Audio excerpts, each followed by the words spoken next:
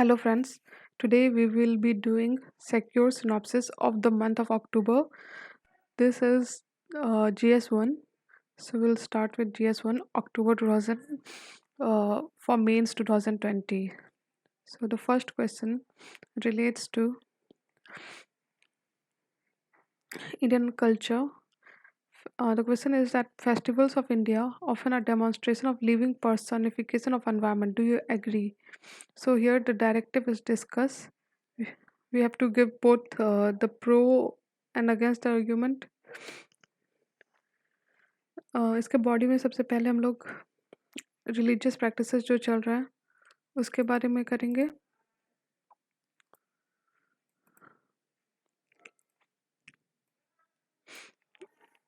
जैसे कि सन land plant और ये सब को जो वर्शिप करते हैं हम लोग. फिर रिवर जिस तरह से हम लोग उसको सेक्रेट कर रखते हैं ड्यूरिंग वेदिक पीरियड.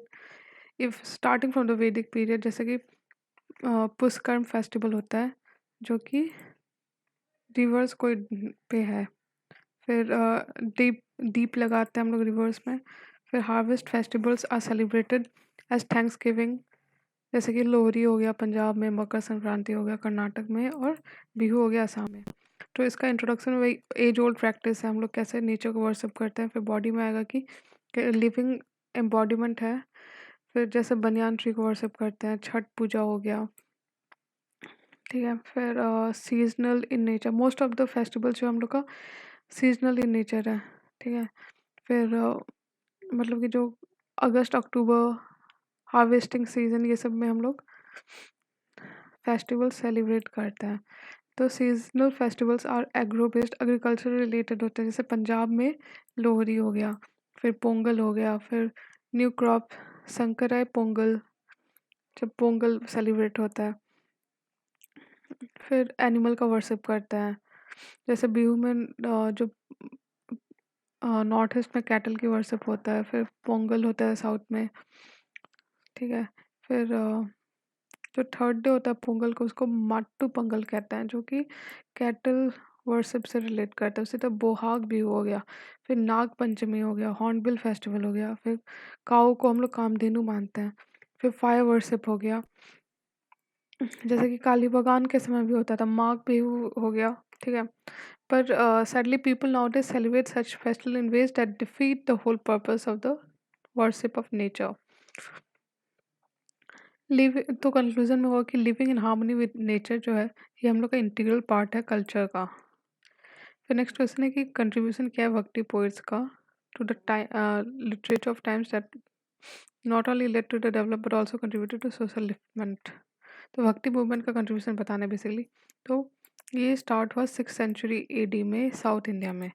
ये कंप्लीट डिवोशन टू गॉड में बिलीव करता है. और it was popularized by Kabir, Tulsidas, Nanak, Bhavana, Paswana etcetera. फिर इसके कारण लैंग्वेजेस में चेंजेस आए. न्यू फॉर्म्स ऑफ लिटरेचर हुआ. न्यू क्लास ऑफ ऑथर्स जो कि कास्ट के बियॉन्ड देखते थे वो सब हुआ. फिर भक्ति जो है वो मोक्ष के लिए माना जाता है. जनना और कर्म के साथ मोक्ष के लिए भक्ति को भी इम्पोर्टेंस दिया जाता है. फिर at the same time centred stereotype जो कि एक हो गया था कि ऐसे ही पूजा करना है. फिर during the bhakti movement the lower class rose to the position of great importance. फिर गिव मैन और वुमेन को इक्वलिटी दिया. फिर अलवर्स और नैनर्स जो है ये नाम लिखने से फिर उन्होंने इनिशिएट किया protest against caste system. Ramanand थे उन्होंने अपोज किया कास्ट सिस्टम. फिर सेंट कबीर हुए जो कि एज ओल्ड प्रैक्टिस के अगेंस्ट थे. फिर गुरु नानक हुए जो कि बाथिंग इन होली रिवर्स ये सब में बिलीव करते थे. फिर Nath Panthis, Siddhartha and Yogis condemned rituals and other aspect of orthodox religion. तो इसमें क्या हुआ वर्नाक्युलर लिटरेचर को इम्पोर्टेंस मिला. कॉमन लैंग्वेज जो था लोगों का वो यूज़ होने लगा. जैसे तमिल में the poetry of the Bhakt movements some of the first being the Nalayira Divya Prabandham जो कि 4000 सॉन्ग्स था इसमें तमिल का. फिर कन्नड़ का हो गया कि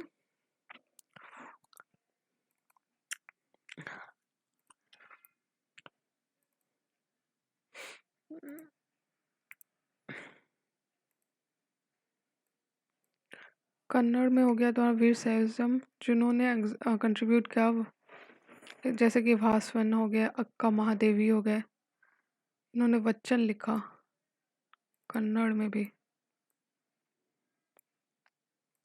फिर तेलुगु लिटरेचर में भी उसी तरह हुआ। फिर मराठी में ज्ञानेश्वर थे, जिन्होंने ज्ञानेश्वरी लिखा, जो कि मराठी ग्रामर पे है। फिर जनाना देव हो गए। फिर असामीज में हो गए, असामीज और बंगाली में आपके हो गए चैतन्य और कालिदास। फिर शंकर देव हो गए असम में।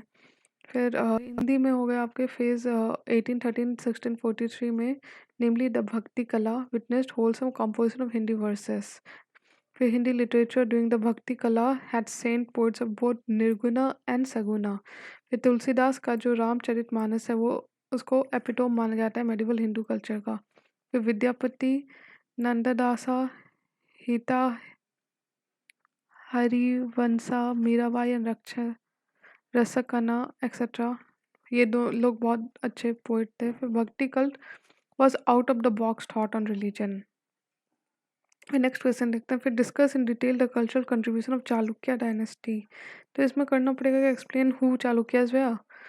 फिर discuss the contribution to art and art culture. फिर temple architecture, literature, society and religion. तो चालुक्य डायनेस्टी जो था वो एक क्लासिकल इंडियन रॉयल डायनेस्टी था, जो कि साउदर्न और सेंट्रल इंडिया में करता था। आर्ट एंड आर्किटेक्चर में चालुक्य ग्रेट पैट्रॉन थे। उन्होंने वेसरा स्टाइल स्टार्ट किया, लेकिन ये जो था सबसे ज़्यादा राष्ट्रकूटा और होयसला के अंदर टॉप पे पहुंचा। फिर स्ट्रक्चरल टेम्पल जो था वो ऐहोल, बादामी और पट्टदकल में है। उनका जो केव टेम्पल है वो अजंता, एलोरा और नासिक में भी देखा गया है। ठीक है, तो चालुक्य को 2 स्टेज में कर सकते हैं। एक तो फर्स्ट स्टेज हुआ जहाँ ऐहोल और बादामी में। फिर जैसे कि बादामी में मुक्तेश्वरा टेम्पल है, मेलागुट्टी सितलवसा है, वलय है। फिर फोर्ट रॉक का टेम्पल है बादामी में। ठीक है, फिर सेकंड स्टेज है पट्टदकल में। तो पापानाथ टेम्पल है,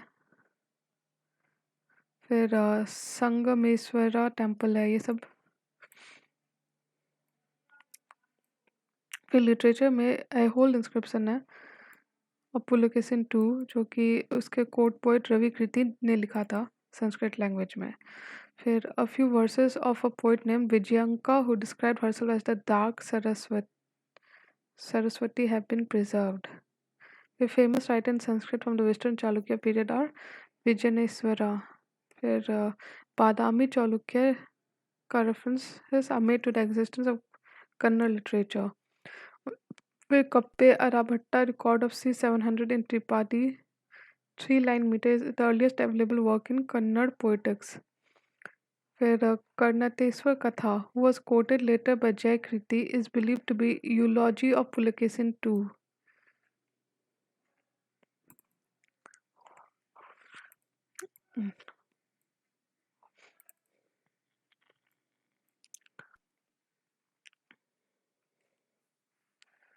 ठीक है,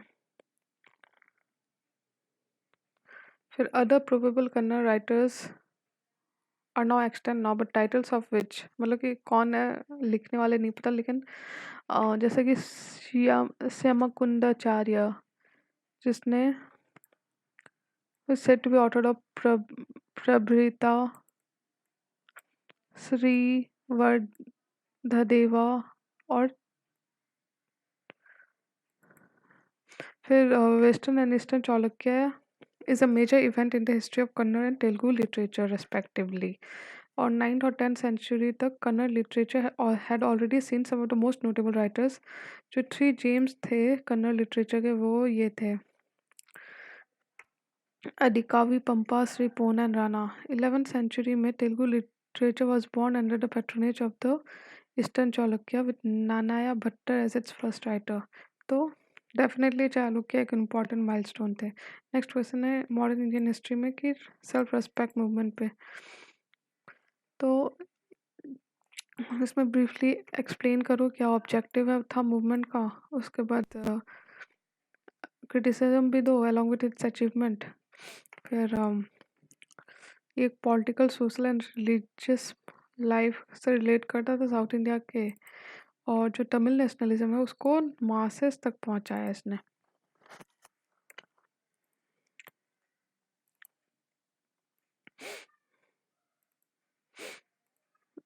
फिर सेल्फ रेस्पेक्ट मूवमेंट थे वो, वही नन ब्राह्मण में प्राइड लाने के लिए, ताकि बैकवर्ड कास्ट को इक्वल ह्यूमन राइट्स मिले, रिविटलाइज करने के लिए द्रविडियन लैंग्वेज को, सोशल रिफॉर्म के लिए,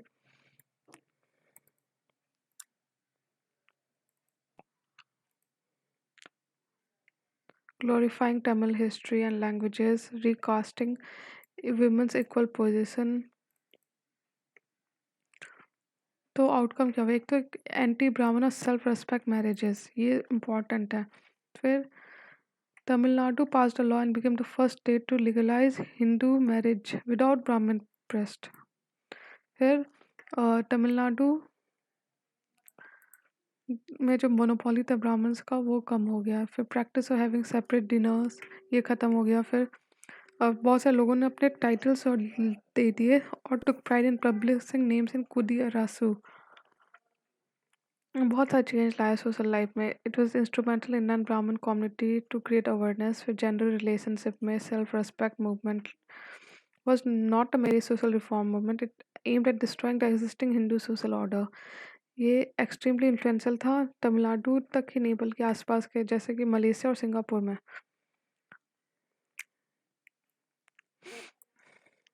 फिर लिमिटेशन था कि ये वुमेन को लिबरेट करने में, और जो लोअर कास्ट था वो भी इतना असर नहीं किया।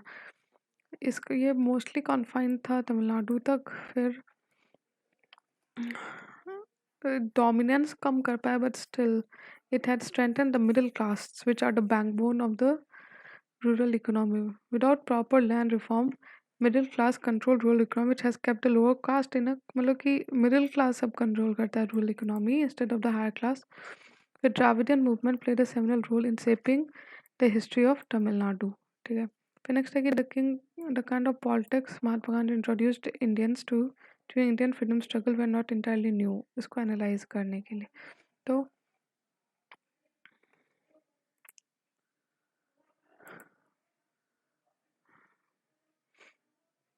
पॉलिटिक्स में तो गांधी पे फोकस करेगा सबसे पहले। फिर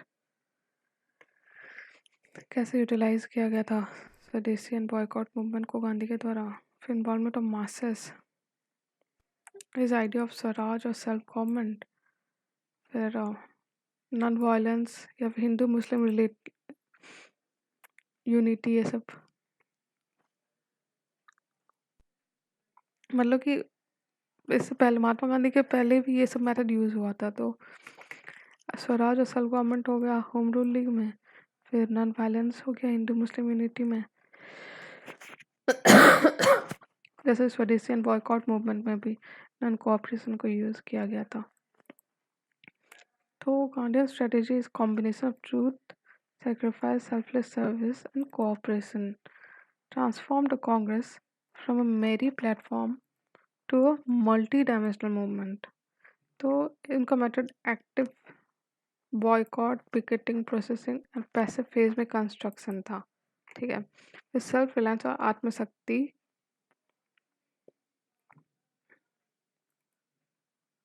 के बहुत सारे इंडस्ट्रीज सेल्फ सफिशिएंट यूनिट्स बन गए। ठीक है। फिर फाइट अगेंस्ट सोशल लेवल, तो सोशल लेवल जैसे राजा राममोहन रॉय, सत्येंद्रनाथ बोस, इन्होंने भी किया था। फिर इकोनॉमिक क्रिटिक जो है वो डेवलप किया गया था पर फिरोज शाह मेहता एंड दादा भाई नौरोजी। तो हिंदू मुस्लिम यूनिटी जो है वो सिग्निफिकेंट फीचर था पहले भी गांधी जी के। आइडिया ऑफ सेल्फ गवर्नमेंट और स्वराज जो है वो इको किया गया था होम रूल लीग में, जो कि तिलक और इनिबेशन का था। ठीक है। The Gandhian phase of Indian national movement changed the nature and ideals of the struggle। इसलिए बिपिन चंद्र ने कहा कि one of the most spectacular mass movement was ever witnessed in the modern society. तो गांधी जी का ट्रेड जो था जो कि इंडियन फ्रीडम स्ट्रगल में दिखा, ये था idea of non violence and truth. फिर सत्याग्रह, ट्रुथ फोर्स जिसको कहते थे गांधी जी, और describe as a force which is born of truth and love और non violence. Satyagraha was not passive resistance but active opposition to any form of injustice. ठीक है, तो the abrupt withdrawal of non cooperation जैसे Chaura Chauri massacre हो गया. Gandhi ji was also in favor of reform of the caste system. His idea of making small and common things the base of struggle ये एक unique था, जैसे salt को उन्होंने use किया. He understood the pulse of the people by traveling the length and breadth of the country. मतलब वो बहुत ट्रैवल करते थे, हर सेक्शन से मिलते थे. Arrival of Gandhi and his technique merge this different forms to struggle. इसलिए गांधी जी का तो इम्पोर्टेंट इम्पैक्ट पड़ा ही.